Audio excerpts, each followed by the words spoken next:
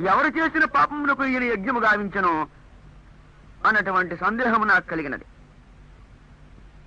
ఆ సందేహము అట్లా ఉండగా ఇంకా చూద్దాం మరి కొద్దిగా ముందుకు వెళ్ళి అని నేను ఆ చాండ్య మహాబ్రాహ్మణ గ్రంథమును చదువుతూ పోతుండగా అక్కడ మరి ఒక శ్లోకమును నేను కనుగొంటాను. ఆ శ్లోకము ఏమని చెప్పుచున్నదో నేను చదివి వినిపించున్నాను.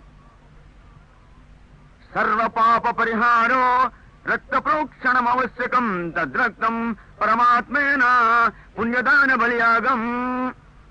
అనగా సమస్తమైనటువంటి పాపములో నుండి నీకు పరిహారము కావాలనంటే, సమస్తమైన పాపం అంటే ఏమిటి?